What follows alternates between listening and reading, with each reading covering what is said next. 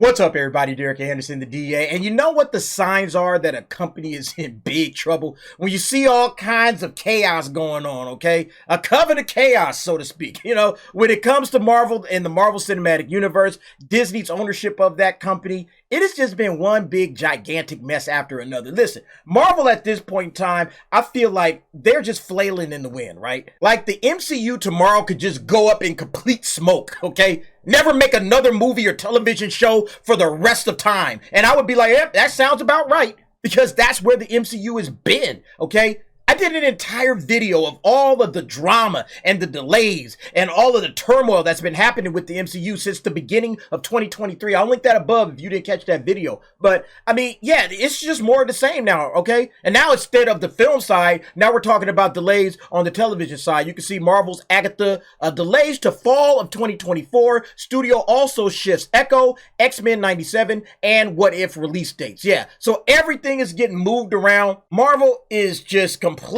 clueless as to what it wants to do, you know? Like, even with this Agatha thing, you can see on this next headline, right? Disney just changed the title of one MCU Phase 5 show, and it's Agatha, okay? It's Agatha Coven of Chaos. Let me scroll down to do this. Yeah, the WandaVision spinoff gets a new name. According to The Hollywood Reporter, Disney Plus's Agatha Coven of Chaos officially had its title changed to Agatha Darkhold Diaries. The series was originally called Agatha House of Hardness, so we're on our third name change. It's hilarious, man. However, it was ultimately changed during development. Yeah, so this little nothing burger of a show that nobody cares about, all right, is now called the Darkhold Diaries. Nobody asked for this show. Nobody's going to watch this show, all right? It's going to be right there with that Echo show that nobody's going to watch, all right? When nobody watched Miss Marvel, nobody cared. It's going to be right there with those. And look at this nonsense, okay? It says here the title change was already teased by star Aubrey Plaza, hinting at the potential spoof of the Princess Diaries. So we're doing spoofs now. This is where we are with Marvel. It's going to be some of that She-Hulk level comedy that we're going to be getting. This is going to be terrible. Terrible. Nobody's coming to watch this. But again, this is what we can expect from Marvel. And the funny thing about all of this is that Bob Iger, remember when Bob Iger said, hey, you know what? We need to slow down the slate. We're pumping out way too much MCU content. I think in our zeal to basically grow our content significantly to serve our mostly our streaming offerings, we ended up taxing our people way beyond, in terms of their time and their focus, way beyond where they had been. Marvel's a great example of that. They had not been in the TV business at any significant level. Not only did they increase their movie output, but they ended up making a number of television series, and frankly, it diluted focus and attention. Marvel and Star Wars, too much. I mean, you almost indicated kind of it's been a little much. Do you pull back in a way? Yes. You do? Yeah. Yeah, you pull back not just to focus, but it's also part of our cost containment initiative. You know, right. Spending less on what we make and making less. Like this dude was sitting here saying that too much MCU is bad for business. But what's really bad for business is too much bad MCU. All right, if all of these shows and everything that he's talking about, yeah, we need to delay, we need to slow down. If all of these shows were good, we wouldn't be having that conversation, Bob. Everybody would be on board. That's what these executives don't seem to understand. You got to make good content. It's not the amount of superhero movies and television shows. It's the amount of bad content. And you guys don't seem to understand that. And you're like doubling and tripling down. Oh, let's do a potential spoof of the Princess Diaries. I'm sure people will show up in droves for that. Nobody's watching that crap. I'm sorry, man. Nobody's watching it. Again, this just covers and highlights the problems that's happening over there at Marvel right now. But yeah, let's go ahead and check out what Variety has to say about these current MCU delays on the shows. The timeline of the Marvel Cinematic Universe has changed again. Marvel Studios has rescheduled several of its Disney Plus shows as the company continues to feel the impact of the ongoing WGA and SAG-AFTRA strikes. The affected shows in chronological order of release are, and so here's where they're coming out. First up is season 2 of What If, okay? So that was the animated show. I thought the first season was all right.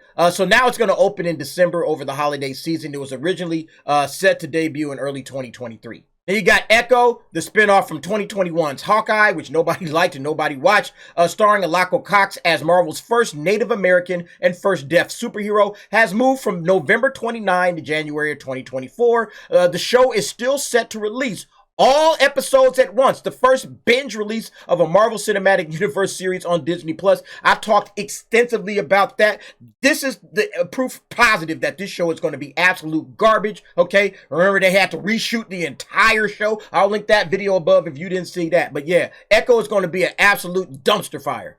X-Men 97, an update of the popular animated X-Men series from the 1990s, has moved from a fall 2023 release to a early 2024. Didn't give us any dates or anything like that. Again, they're just like keeping it so vague. You know, they used to give you absolute dates with Marvel. Now it's just vague.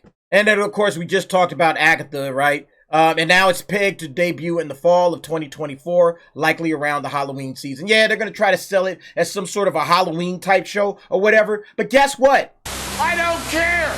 Nobody cares. Not one single person watching my video is going to care about that. And if you do watch it, you're just going to be watching it to clown it, okay? To clown it, to see what kind of nonsense is going on and make fun of it. It doesn't seem like it's going to even be a good show. It's going to be right up there with Echo. Nobody's asking for this stuff, Marvel, okay?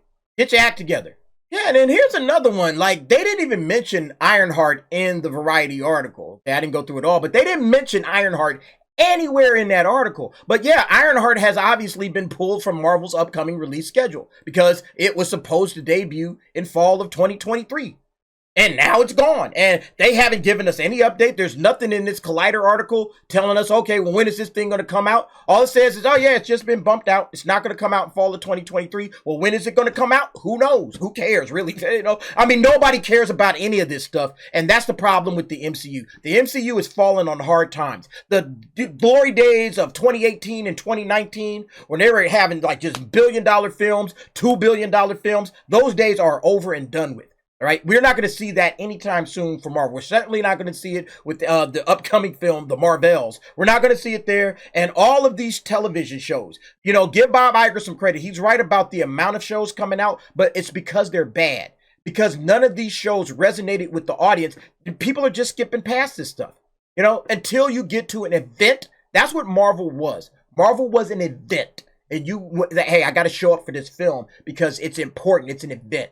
And I think that's what Bob Iger is thinking in his head. Hey, we got to recreate that event atmosphere when it comes to this MCU stuff, when it comes to Star Wars. And I've said that for, you know, years as well, is that Star Wars was event, you know, cinema. You had to go and see it because, hey, man, they only make these. They only come out once every 3 years and then they're going to stick it away and we're not going to see it for a while.